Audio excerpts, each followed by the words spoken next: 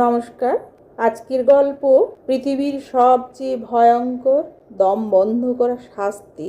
অর্জুন বললেন, মাধব, যখন তোমার সবচেয়ে কাছের মানুষটা, যার সাথে তুমি গতকালও হাসি মুখে কথা বলেছ, সে যখন হঠাৎ করে কোনো কারণ না বলে, কোনো ব্যাখ্যা না দিয়ে, একটা নিশ্ছিদ্র নীরবতার চাদর মুড়ি দিয়ে জীবন থেকে গায়েব হয়ে যায়, ভিখারির মতো শুধু একটা কারণ জানতে চাও, কিন্তু ওপার থেকে কোনো উত্তর আসে না, এক জমাট বাঁধা হাড় হিম করা স্তব্ধতা থাকে কেবল, তখন রাতের পর রাত চোখের ঘুম উড়ে যায় কেশব। মানুষ পাগলের মতো নিজের অতীত হাতড়ে বেড়ায়। মনে হয়, কি এমন ভুল আমি করেছিলাম? আমার কোন কথায় সে কষ্ট পেল?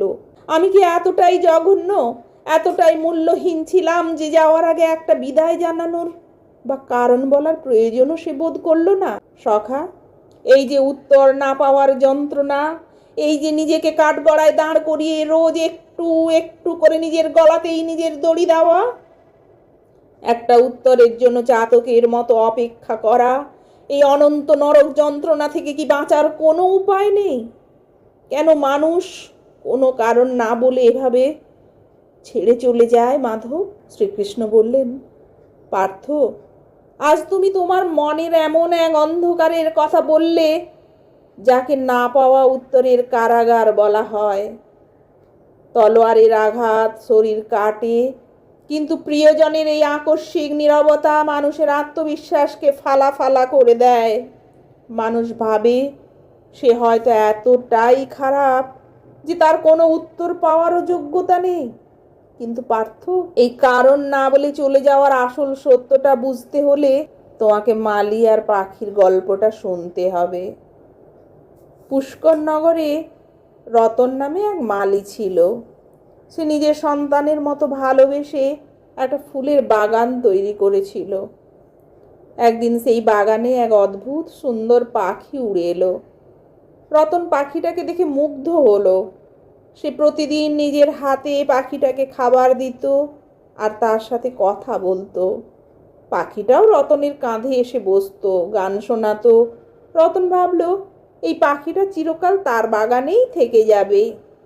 কিন্তু একদিন সকালে ঘুম থেকে উঠে রতন দেখল পাখিটা নেই। সে কোথায় গেল?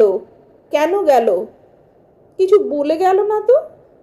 রতনের মাথায় আকাশ ভেঙে পড়ল। সে পাগলের মতো ভাবতে শুরু করলো, আমার দেওয়া খাবারে কি বিষ ছিল? আমি কি ওর সাথে জোরে কথা বলেছিলাম? আমার বাগানের ফুলগুলো কি ওর পছন্দ হয়নি? এই অপরাধ বোধে রতন পাগল হয়ে গেল। সে নিজের ভুল খোঁজার জন্য বাগানের মাটি খুঁড়তে শুরু করলো। ফুলের গাছগুলো উপড়ে ফেলতে লাগলো। আমি নিশ্চয়ই খারাপ মালি, তাই পাখিটা চলে গেল। এই ভেবে সে গাছে জল দেওয়াও বন্ধ করে দিল। ধীরে ধীরে তার স্বপ্নের বাগানটা শ্মশানে পরিণত হলো। কয়েকদিন পর এক সন্ন্যাসী সেই পথে যাচ্ছিলেন। শ্মশান হয়ে যাওয়া বাগান আর রতনের পাগলের মতো দশা দেখে তিনি সবটা শুনলেন। সন্ন্যাসী রতনের মাথায় হাত রেখে বললেন, পাগল ছেলে, তুই তো নিজের ভুল খুঁজছিস। তোর বাগানে কোনো খামতি ছিল না রে। ওই পাখিটা ছিল একটা পরিযায়ী পাখি। ওদের স্বভাবই হলো আবহাওয়া বদলালে, শীত পড়লে ডানা মেলে অন্য দেশে উড়ে যাওয়া। ওদের কোনো নির্দিষ্ট ঠিকানা থাকে না, আর যাওয়ার সময় ওরা কাউকে বিদায়ও জানায় না। ও তোর বাগানের দোষে যায়নি, ও গেছে ওর নিজের স্বভাবের কারণে। আর তুই একটা পরিযায়ী পাখির জন্য তো সারা জীবনের সাধনার বাগানটাকে ধ্বংস করে ফেললি। অর্জুন বললেন, কিন্তু মাধব, রতনের তো একটা বিদায় প্রাপ্য ছিল। ঠিক আছে, সে পরিযায়ী পাখি, তার স্বভাব উড়ে যাওয়া। কিন্তু যে মালিটা নিজের হাতে তাকে এত যত্ন করলো, তাকে অন্তত একটা ইশারা তো দিতে পারত। এই যে একেবারে কিছু না বলে চলে যাওয়া, এটা তো রতনকে বুঝিয়ে দিল যে তার যত্ন, তার ভালোবাসার কোনো মূল্যই ছিল না। একটা মানুষ কি একটা কারণ জানারও যোগ্য নয় সখা? শ্রীকৃষ্ণ বললেন, পার্থ, তুমি কার কাছে কারণ খুঁজছো? যে মানুষটা তোমাকে একটা বিদায় জানানোর ন্যূনতম সম্মানটুকুও দিতে পারল না, তুমি তার কাছে নিজের মূল্য খুঁজছো? পার্থ, নীরবতা কোনো উত্তরের অভাব নয়। নীরবতাই হলো পৃথিবীর সবচেয়ে বড়, সবচেয়ে স্পষ্ট উত্তর। যে মানুষটা কোনো কারণ না বলে চলে যায়, সে আসলে তোমাকে এটাই বলে যায় যে আমার তোমার মুখোমুখি দাঁড়ানোর সাহস নেই। তোমার ওই পবিত্র প্রশ্নের উত্তর দেওয়ার মতো কোনো সত্য আমার কাছে নেই। তুমি ভাবছো তোমার কোনো ভুল ছিল? না পার্থ, তোমার কোনো ভুল ছিল না।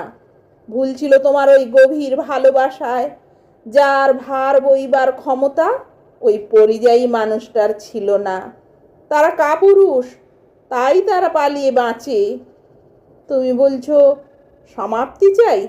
তুমি জানো না পার্থ, ঈশ্বর যখন কাউকে তোমার জীবন থেকে হঠাৎ করে নিঃশব্দে সরিয়ে নেন, তখন তিনি আসলে তোমাকে বাঁচান। ওই মানুষটা যদি যাওয়ার আগে কারণ বলতো, তবে সে হয়তো এমন কিছু মিথ্যা বলতো যা তোমাকে আরও বিভ্রান্ত করত। অথবা সে এমন কোনো অজুহাত দিত যা শুনে তুমি হয়তো তাকে আরও বেশি করে আঁকড়ে ধরার চেষ্টা করতে। ঈশ্বর ওই মিথ্যার জাল থেকে তোমাকে রক্ষা করার জন্যই তাদের মুখ বন্ধ করে দিয়েছেন। ঈশ্বরের এই নীরবতাকে তুমি নিজের শাস্তি ভেবো না। অর্জুন বললেন, কিন্তু মাধব, রাতের পর রাত যে এই প্রশ্নগুলো বুকের ভেতর হাতুড়ি পেটায়, কেন এমন হলো? মন যে কিছুতেই সান্ত্বনা মানে না কেশব। মনে হয় নিজের গল্পের মাঝপথে কেউ যেন পাতাটা ছিঁড়ে নিয়ে চলে গেছে। এই অপূর্ণ গল্প দিয়ে আমি বাঁচবো কিভাবে? শ্রীকৃষ্ণ বললেন, পার্থ, নিজের জীবনের গল্পের কলম অন্যের হাতে দিও না।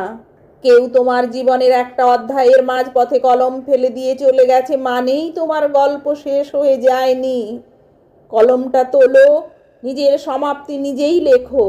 লিখে দাও, যে যাওয়ার সে গেছে, আমি নিজের মর্যাদা নিয়ে তার পথ ছেড়ে দিলাম। পার্থ, তুমি একটা যৌক্তিক উত্তর চাইছো একটা অযৌক্তিক মনের কাছে?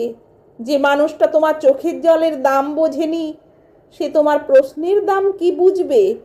আজ থেকে নিজের কাছে ওই কেনর উত্তর খোঁজা বন্ধ করো। তোমার বাগানের কোনো দোষ ছিল না পার্থ।